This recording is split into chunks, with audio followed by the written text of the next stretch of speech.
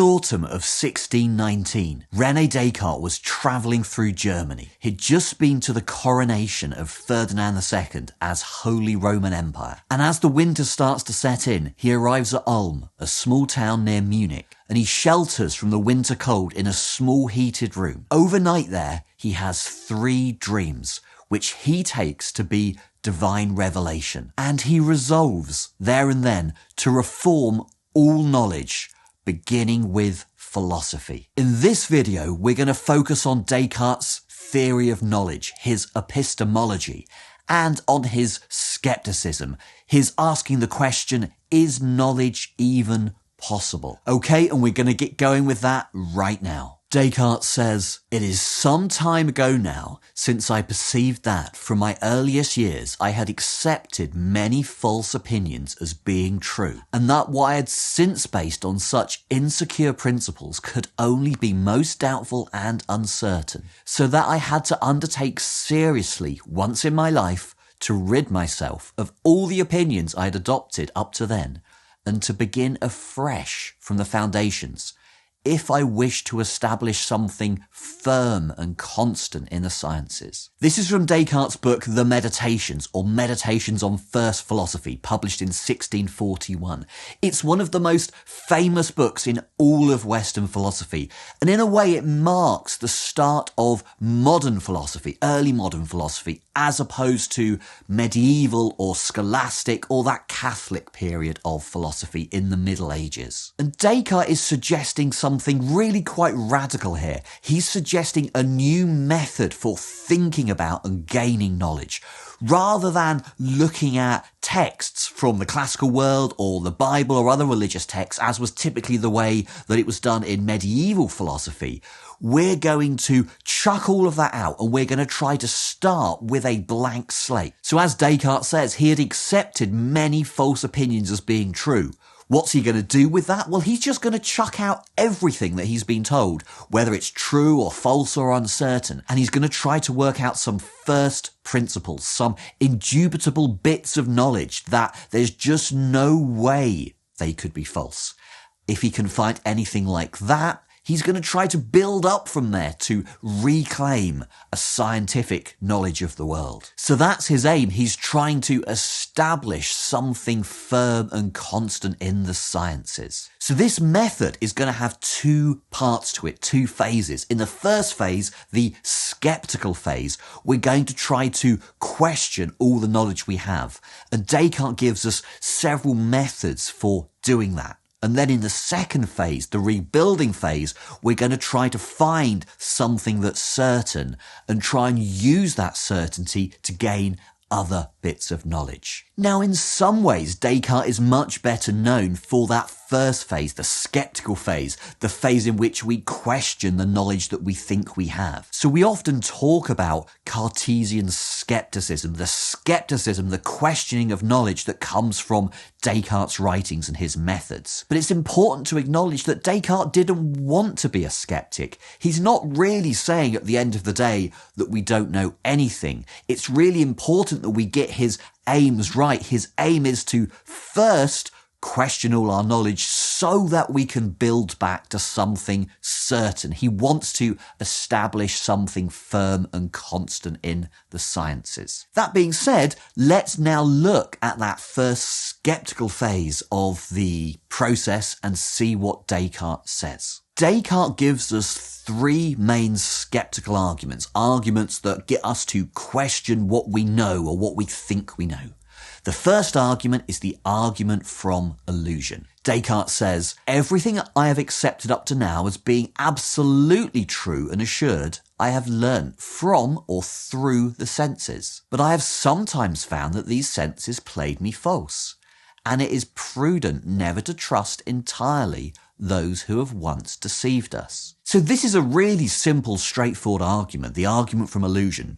The senses can sometimes deceive us. Yep, we know that. So we shouldn't trust them any of the time. So to think about this argument, it helps to think about a particular case. So imagine you've got a glass of water and there's a straw in it. And sometimes when you look at that from a certain angle, the straw is going to look bent. Okay, as it goes into the water, it's going to look like it bends, but it doesn't. It's a perfectly straight straw. Now, once we get used to this, we can kind of see it as, oh, it's only an illusion. We know it's really straight. But if we didn't know about that, we might look at that and think, okay, well, that straw is bent in the water there. Our senses are deceiving us in this case, okay? And what Descartes is saying is, well, since we know the senses can deceive us in these kind of ways, should we really trust them? Now, this shouldn't be taken as the argument that goes, since my senses have deceived me in the past, they're always deceiving me, okay? So it's not a kind of complete global skepticism, I'm always being deceived.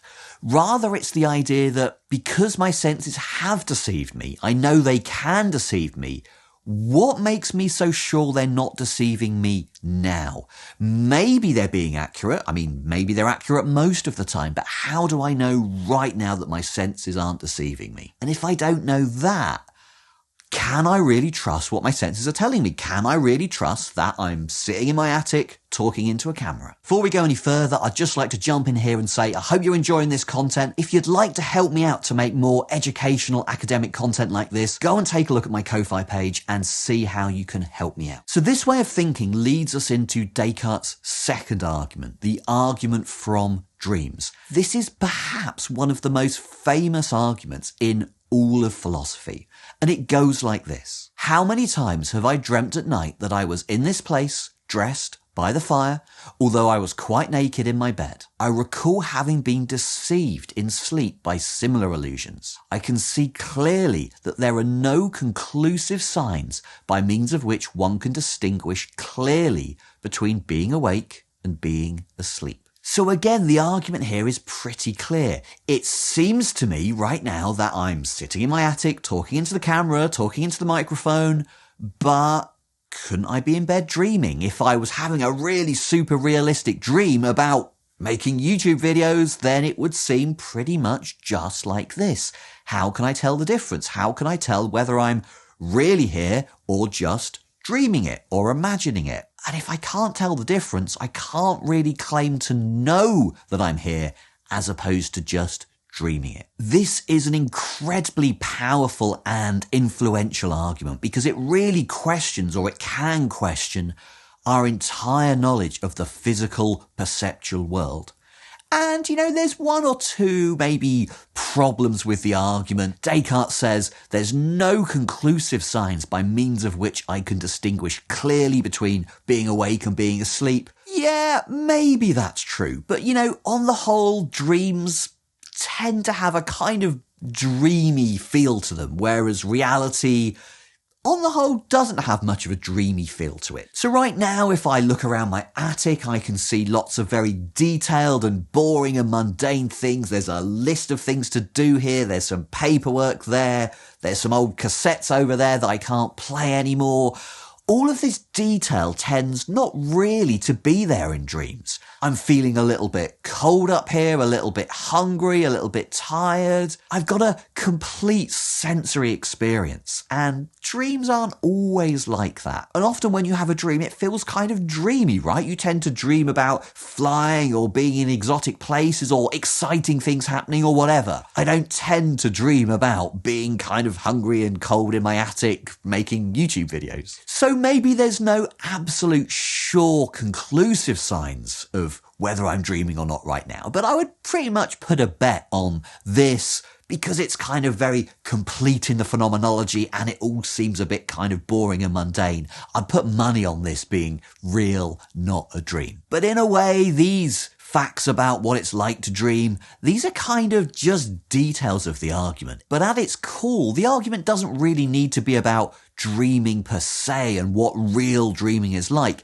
It's really just asking, could there be some way in which all my perceptual senses are being tricked? So we could give a modern version of Descartes' dreaming argument in which we're plugged into virtual reality. Maybe we imagine a slightly more futuristic version of virtual reality where I don't know that I've been put in it, so maybe it affects my memories, and it's a complete sensory experience. It's able to affect not just what I see and what I hear, but what I feel, the kind of temperature, the hunger I'm feeling, all of that sort of stuff. The virtual reality can replicate all of those feelings in a very, very lifelike way. And And maybe this virtual reality world that we're imagining can simulate any kind of real world experience, even kind of really detailed and dull ones like my attic right now. The American philosopher Hilary Putnam gave us a modern version of Descartes' dreaming argument where he talks about being a brain in a vat.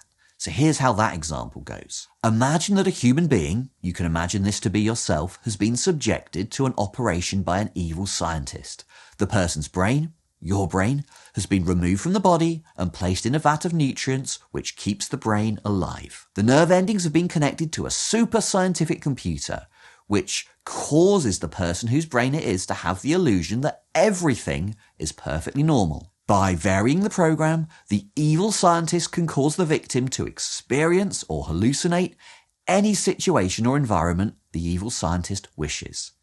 It can even seem to the victim that he is sitting and listening to these very words about the amusing but quite absurd supposition that your brain has been taken out of your head, put in a vat of nutrients, connected up to a supercomputer, and it's simulating some environment. Okay, you get the idea. So this is kind of like the virtual reality version of Descartes' dream argument. And the argument here is super simple but powerful. If you can't say for sure that you are having a genuine experience of the real world, as opposed to this virtual reality or brain in the vat experience, then how can you claim to know any of this? How can I claim to know that I'm sitting in my attic recording a YouTube video right now if I can't rule out the alternative hypothesis that I'm dreaming, or I'm in a virtual reality lab somewhere in California, or my brain has been taken out of my head and put in a vat of nutrients connected to the supercomputer, or whatever. So when we talk about skepticism in contemporary philosophy, we're often mentioning this brain in the vat example. And the argument basically goes like this. I can't be sure whether or not I'm a brain in a vat, so I don't know that I'm not. But if I don't know that, then I can't know that I'm sat in my attic here talking to you guys. So really, I don't know anything, or at least not much, about the external world.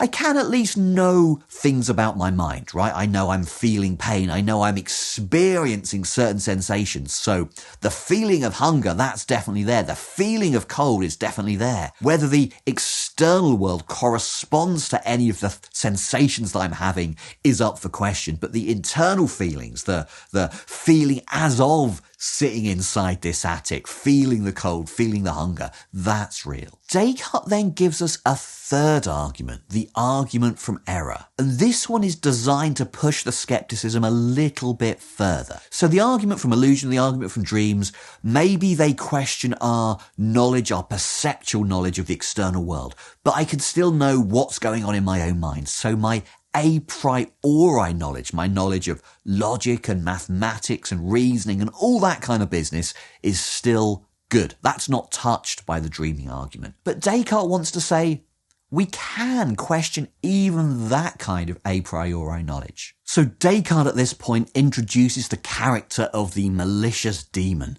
That's someone or something who can get inside your head and meddle with your thoughts. So we might be skeptical about the existence of malicious demons, but think about kind of drugs or chemicals that could somehow kind of get inside your head and fiddle with the way you think about things. So Descartes is thinking about cases like this. Suppose you're reasoning through some argument, or you're doing a kind of a calculation in maths, and it's kind of step by step, and you're sort of thinking to yourself, yeah, I know that, so I know that, so I know that, and each step seems certain. But you're going to have to remember the previous steps, and you're going to have this feeling of, yeah, I got that step right, I got that step right, in order to be certain about the current and the future steps. And the idea is this malicious demon, or the drugs or whatever, affect your memory or your feeling of confidence in those previous steps. They're kind of inserting questioning thoughts into your mind. So you start going, how did I get to this point in the reasoning? Can't quite remember, or maybe I didn't get that earlier point right, so maybe I've got to kind of go back and check it. And no matter how many times you go back and check, your memory is being fiddled with, so you can never with any certainty say, yep, this point I've got to in the calculation feels right to me. So what Descartes is really trying to do here is say that we can be skeptical, we can be questioning, even with a priori bits of knowledge, like adding up some numbers or doing some logic or just reasoning through an argument. So it's not just knowledge of the external world that we're looking to be skeptical of, it's also knowledge gained from our own a priori reasoning. So that is the first stage, the skeptical stage of Descartes' project. We throw out all the opinions we had, whether we knew them or not. We say we don't know, so we're going to chuck them all out. And now let's see if we can find something that we can be sure of. And this leads us into one of the most famous phrases in all of philosophy, the cogito. Descartes says, cogito ergo sum. I think, therefore I am. This phrase appears in Descartes' Discourse on Method, which was written in French, so he would have actually written je pense donc je suis. And he wrote a little note in the margin. We cannot doubt of our existence while we doubt. And this principle, our certainty of our own existence, forms the first principle of Descartes' philosophy. It's kind of the centerpiece of everything that he goes on to think. So what's the idea here? Well, it's simple, right? Since I'm doubting, since I'm thinking, there is something going on in my mind, so something must exist. And that something, the thoughts, the doubts or whatever, must be me because I'm experiencing those thoughts. Now, there is a debate here about exactly what the cogito establishes. Does it really establish that I exist, or does it establish something weaker, that thought or some kind of thinking activity exists? Well, for sure, it establishes the latter, right? Given that I'm experiencing doubt or questioning or some kind of thought, those doubts, those thoughts must exist. So something exists, that's for sure. I can be certain about that. But there's a question whether I can make the further inference that I exist. And it really depends what we mean by I. What is it to be a person? For Descartes, a person just is a thinking thing. So given that there's thought going on and that I can experience those thoughts, Descartes can be sure that that person exists. Given his notion of what a person is a thinking thing. If, on the other hand, you think that, well, to be a person, to be a human being, you've got to in some way be physically embodied, like I've got to have a physical body to have those thoughts, well then, since we can question that through Descartes' skeptical method, we wouldn't be so certain that I exist, that a person exists. But we could still be sure that there is thought going on. We're going to talk about Descartes' notion of mind and what it is to be a person in a follow-up video. What's more interesting is to look at how Descartes tried to use this cogito as a first principle to try to reclaim other bits of knowledge. So it's not just that we know that thought exists or that I exists, but we want to know other things, and Descartes wants to try to build those other things up from this first principle. So how does he do that? Central to Descartes' ideas about knowledge is the idea of a clear and distinct idea, or a clear and distinct concept. So Descartes says when we have a clear and distinct idea of something, it can lead us to knowledge. So the cogito is one such principle like this, right? I have a clear and distinct notion of myself as a thinking thing, so I can be certain that I exist. And Descartes tries to take this further. I have a clear and distinct idea of God, so God must exist. In fact, Descartes says nothing could be clearer and more distinct in my own mind than my idea of God, so I can be pretty certain that God exists. Now, suppose you said to Descartes, well, why is it that having a clear and distinct idea of something leads to knowledge? Why couldn't you have a clear and distinct idea of something but not know that thing? And here Descartes says something kind of curious. He says, well, we've established that God exists. And we know that God isn't a deceiver. God is wholly good by definition, so God wouldn't wholesale deceive us. So if I've got a clear and distinct idea of something, and I know that God isn't going to deceive me, then that clear and distinct idea must lead to knowledge. So for Descartes, the only kind of cases where I can be deceived, not by God because God never deceives, but by my senses, is when I don't have a clear or distinct idea of something. When I have kind of hazy ideas, the kind of ideas that I get through the senses, then I can be deceived. But when I have this kind of clear, rational concept of something, that for Descartes is a special kind of certainty. So this is his rationalism coming out, the idea that true knowledge comes not through the senses, which are always a little bit hazy and open to question, but through the intellect. Clear and distinct rational ideas are the true source of knowledge for Descartes. But there is, of course, a massive, massive problem for this viewpoint, which is that the argument that Descartes has just given for it is completely circular. Let's just have a look at that. So he wants to say that clear and distinct ideas lead to knowledge. Why? Because God wouldn't deceive us in that process. How do I know that God exists? Well, because I have a clear and distinct idea of him. So which part of that argument comes first? Which is the premise and which is the conclusion? Is it that God exists, therefore I can trust my clear and distinct ideas? Okay, sure. But how do I know that God exists? Because I've got clear and distinct ideas. So God's existence seems to be both the premise and the conclusion, one of the conclusions of that argument. So we're arguing in a circle.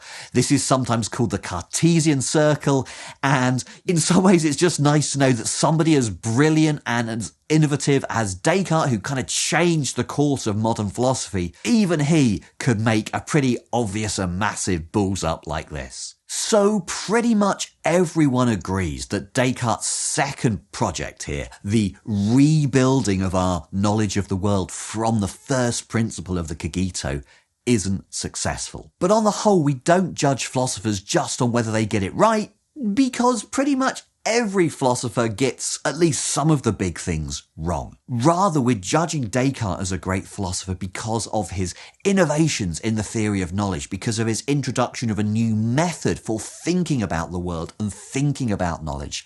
And these new innovations really changed the course of philosophy. They played a large role in making it what it is today. So we're going to continue thinking about Descartes, different aspects of his philosophy in subsequent videos. If you want to see those, subscribe to the channel to see when they come out. If you've got any questions, stick me a comment down below. I'm going to try to respond to all of them. If you're interested in finding out more about Descartes' life and his thought, check out this video here. Thanks to all my Ko-Fi supporters for making this content possible. And thank you to you for watching this far. I really appreciate it, and I hope to see you back here soon.